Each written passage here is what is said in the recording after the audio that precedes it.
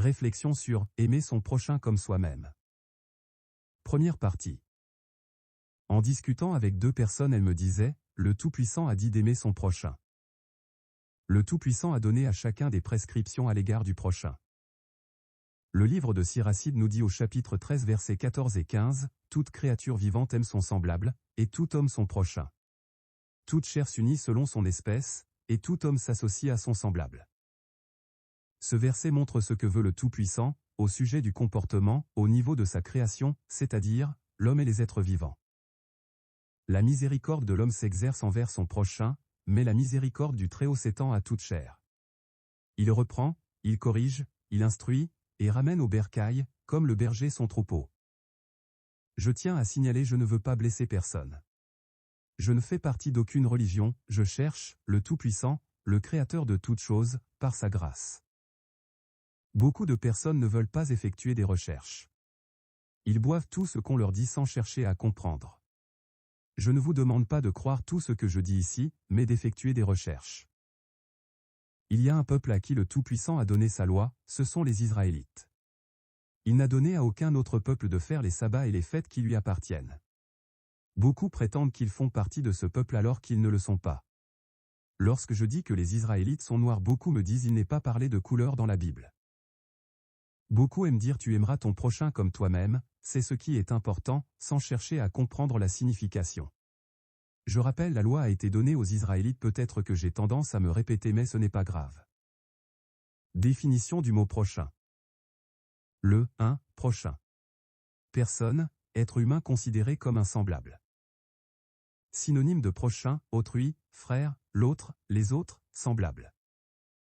Adjectif, proche, adjacent, attenant, contigu, voisin.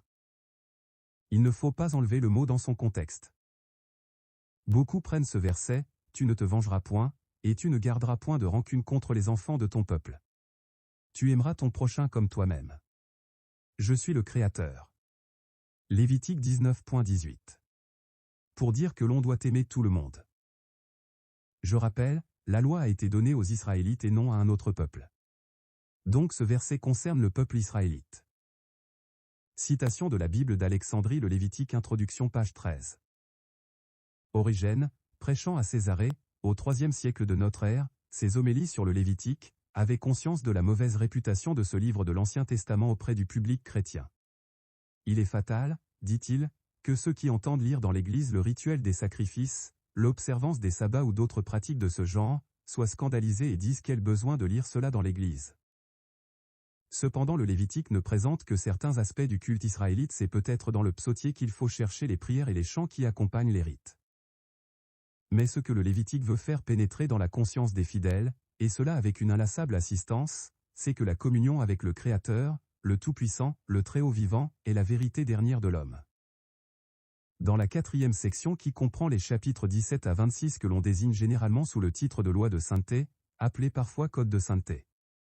Cet ensemble s'achève par des bénédictions et des malédictions au chapitre 26 selon une forme littéraire que l'on retrouve dans Deutéronome chapitre 28 et il est rythmé par un refrain, « Soyez saints, car je suis saint moi le Créateur, le Tout-Puissant ». Le peuple que le Créateur a choisi pour être son peuple doit sans cesse se sanctifier pour être saint. Ainsi la sanctification du peuple est au cœur de la loi de sainteté par-delà les multiples prescriptions et mises en garde. Cette mauvaise réputation est restée attachée à ce livre au cours des siècles, et c'est encore aujourd'hui, de tous les livres de l'Ancien Testament, le moins lu et le moins souvent cité chez les chrétiens. C'est pourtant dans le Lévitique qu'on trouve décrit le rite archaïque, devenu célèbre entre tous, du « bouc émissaire », et qu'est énoncé pour la première fois la parole prophétique que chacun connaît, « Tu aimeras ton prochain comme toi-même ». Lié à l'accomplissement du culte sacrificiel en Israël, ce livre était apparemment destiné à devenir caduc lors de la destruction définitive du temple de Jérusalem en 70 de notre ère. Mais bien avant cette date, des interprètes juifs, et par la suite des exégètes chrétiens, trouvèrent dans ce rituel des significations symboliques capables de maintenir sur ce livre une tradition de lecture édifiante, en dépit des dénis de l'histoire. Citation de la Bible d'Alexandrie, livre le Lévitique, introduction, page 18. Les formules d'adresse. Parmi les formules récurrentes que nous invoquions plus haut, la plus significative celle que nous appellerons « formule d'adresse », par laquelle le Tout-Puissant parla à Moïse, le charge de transmettre au peuple et aux prêtres ses prescriptions. Le type de cette formule d'adresse est donné dès les premiers versets du livre. Le Tout-Puissant parla à Moïse en ces termes, « Parle aux fils d'Israël et tu leur diras ». Ici il est bien dit que le Tout-Puissant parle à Moïse pour parler aux fils d'Israël. Ou bien le Créateur dit à Moïse ce qu'il faut dire aux Israélites, son peuple. Je prends la Bible de la version Septante Lévitique 19.17 à 18. Tu n'auras pas de haine contre ton prochain dans ton cœur, tu ne manqueras pas de faire reproche à ton prochain et alors tu n'encourras pas la faute à cause de lui. Et ta main ne se vengera pas et tu n'auras pas rancune contre le fils de ton peuple, et alors tu aimeras ton prochain comme toi-même, c'est moi qui suis le Créateur, le Tout-Puissant. Dans le texte grec, comme dans le texte hébreu du texte massorétique, les deux versets forment un tout bien cohérent, une série d'injonctions négatives, se terminant par une déclaration positive.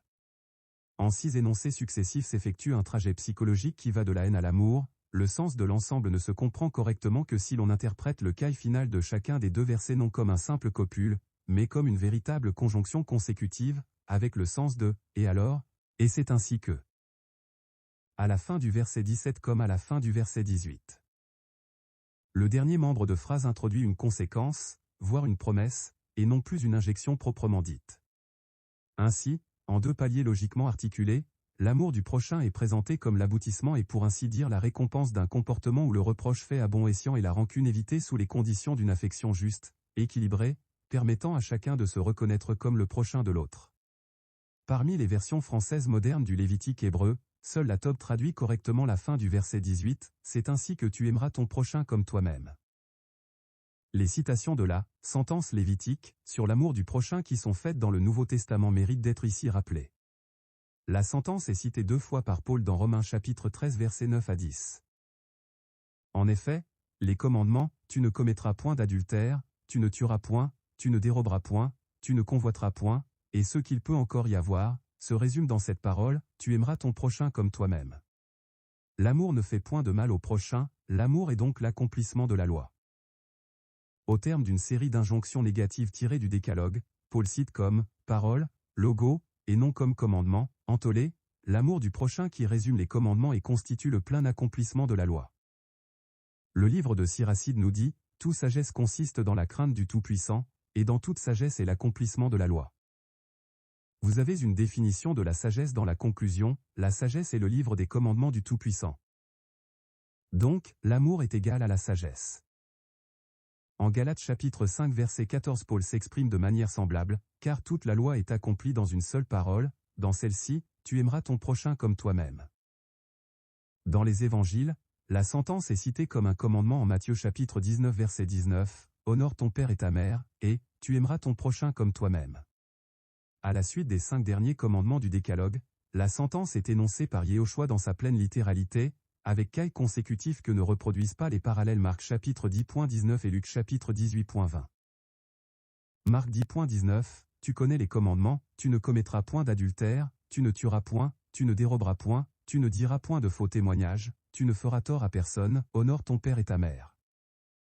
Luc 18.20, tu connais les commandements, tu ne commettras point d'adultère, tu ne tueras point, tu ne déroberas point, tu ne diras point de faux témoignages, honore ton père et ta mère.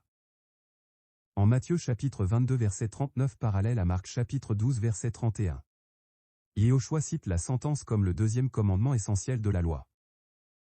Matthieu 22.39, et voici le second, qui lui est semblable, tu aimeras ton prochain comme toi-même. Marc 12.31, voici le second, tu aimeras ton prochain comme toi-même. Il n'y a pas d'autre commandement plus grand que cela. Dans le récit parallèle de Luc chapitre 10 versets 25 à 28, c'est le légiste qui énumère les 2 commandements de manière plus concise. Luc 10.25 à 28, un docteur de la loi se leva, et dit à Yehoshua, pour l'éprouver, Maître, que dois-je faire pour hériter la vie éternelle? Yehoshua lui dit, qu'est-il écrit dans la loi? Qui lis-tu? Il répondit, tu aimeras le Tout-Puissant, ton Créateur, de tout ton cœur, de toute ton âme, de toute ta force, et de toute ta pensée, et ton prochain comme toi-même. Tu as bien répondu, lui dit Yehoshua, fais cela, et tu vivras. Mais lui, voulant se justifier, dit à Yehoshua, et qui est mon prochain? En lisant Deutéronome chapitre 6 verset 5 et Lévitique chapitre 19 verset 18.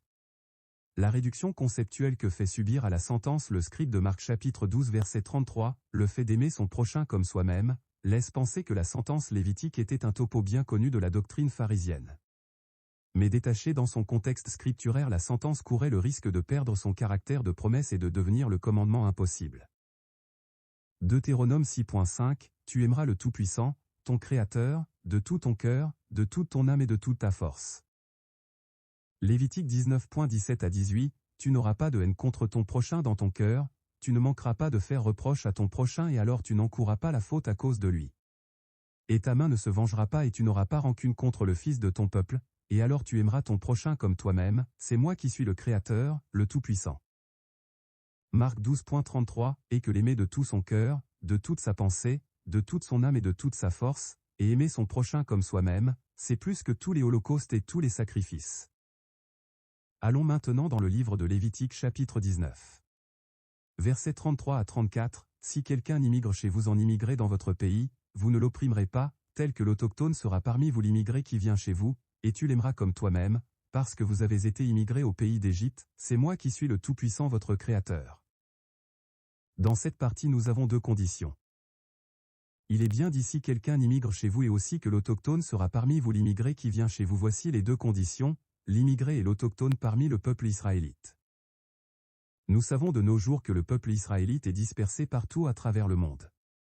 C'est ce peuple israélite qui est parmi d'autres peuples et non les autres qui sont parmi le peuple israélite, je tiens à le souligner. Chaque peuple a son Dieu, à sa ressemblance et non les Noirs. Pourquoi partout dans le monde les Noirs sont maltraités? Car, voici, le Tout-Puissant les rassemblerait de tous les pays où il les ait chassés, dans sa colère, dans sa fureur, et dans sa grande irritation, le Créateur les ramènerait dans ce lieu, et il les y ferait habiter en sûreté. C'est pourquoi j'insiste qu'il ne faille pas boire tout ce qu'on vous dit, mais d'effectuer des recherches. Yehoshua, le Christ a dit, « Je n'ai été envoyé que vers les brebis perdues de la maison d'Israël. » Je me pose la question, était-il venu pour tout le monde? Qui plus est le Christ? Yehoshua a dit, « Comme le Père m'a envoyé, je vous envoie. » Je me pose encore cette question, vers qui les apôtres ont été envoyés? Je me pose beaucoup de questions, dont voici quelques-unes. Qui a déterminé les livres qui sont dans la Bible? Selon les religions, le nombre de livres bibliques ne sont pas les mêmes. Comment un peuple a reçu la loi et pas les autres? Comment une grande partie des Antilles sont devenues catholiques? Beaucoup se disent chrétiens et ne veulent pas entendre parler de la loi du Tout-Puissant.